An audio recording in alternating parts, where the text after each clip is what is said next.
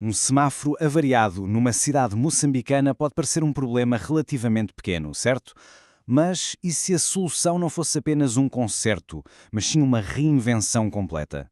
E se essa reinvenção fosse liderada por um grupo de estudantes de engenharia? É precisamente essa história que vamos analisar hoje. Pois é, o nosso ponto de partida é este: uma cidade, um cruzamento e um único semáforo que pura e simplesmente não funciona. Parece um detalhe, mas como vamos ver, as consequências eram enormes e afetavam a vida de milhares de pessoas todos os dias.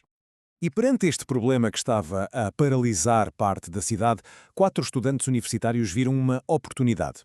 A pergunta deles era simples, mas ao mesmo tempo bastante ambiciosa. Em vez de apenas reparar o que estava estragado, seria possível reinventá-lo e torná-lo inteligente?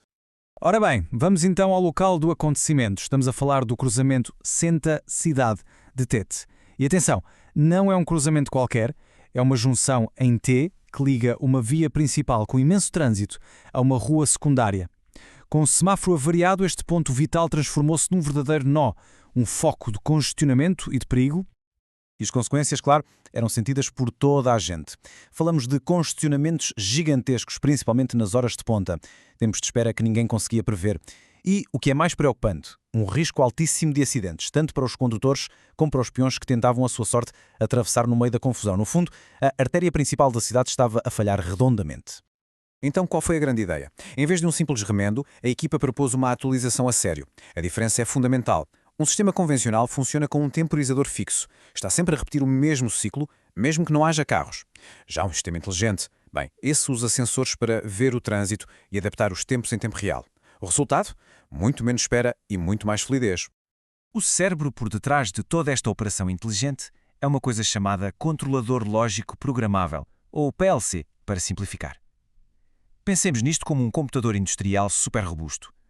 Não dá para ver e-mails ou navegar na internet, mas foi desenhado para uma única tarefa: controlar processos com uma fiabilidade à prova de bala, seja numa linha de montagem numa fábrica ou, como neste caso, num cruzamento super movimentado. E o mais interessante é que o PLC funciona num ciclo super simples, mas muito eficaz, com 3 passos. Primeiro, ele lê os dados dos sensores para perceber como está o trânsito. Segundo, executa o programa, ou seja, a lógica que os estudantes criaram.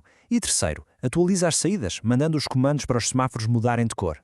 É um ciclo constante: ler, pensar, agir, sem parar.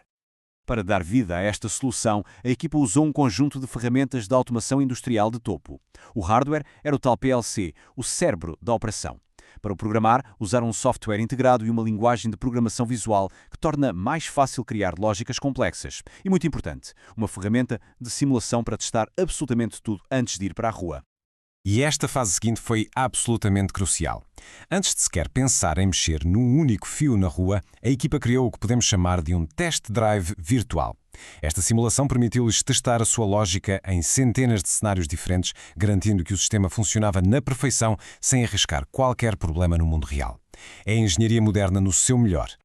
E os resultados desta simulação? Bem, foram francamente impressionantes. O tempo de espera, que antes era longo e completamente imprevisível, passou a ser otimizado. O congestionamento foi reduzido de forma drástica. E, talvez o mais importante de tudo, a segurança dos peões melhorou imenso, com a criação de um ciclo só para eles atravessarem. Uma melhoria clara em todos os aspectos. Mas atenção, os benefícios vão muito para além de um trânsito mais fluido. A nível económico, há poupança de combustível e menos desgaste dos carros. A nível ambiental, menos carros parados significa menos emissões poluentes.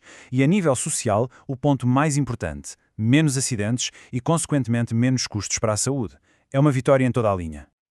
Ok, tudo isto parece muito bem, mas a pergunta que se impõe é: quanto é que custa tornar isto realidade? O investimento total para o hardware, os sensores e a instalação foi estimado em cerca de 1.100.000 meticais. Mas, e este é o ponto-chave, como a própria equipa concluiu, e esta citação resume tudo na perfeição: os custos de implementação são rapidamente compensados pelos benefícios económicos e sociais resultantes da otimização do fluxo de tráfego. Ou seja, isto não é um custo, é um investimento com um retorno mais do que evidente. No fundo, o que este projeto conseguiu foi uma verdadeira transformação.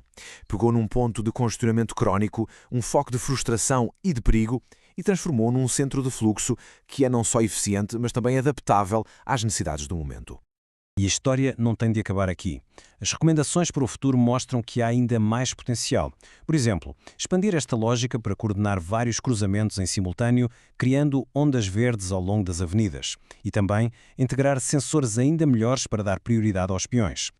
No final de contas, a história de TET é um exemplo fantástico de como a inovação local, impulsionada pela energia dos estudantes, pode resolver problemas cívicos bastante complexos. A pergunta que fica no ar é: quantos problemas nas nossas próprias comunidades estão apenas à espera de uma solução assim inteligente e de alguém com a iniciativa para a pôr em prática?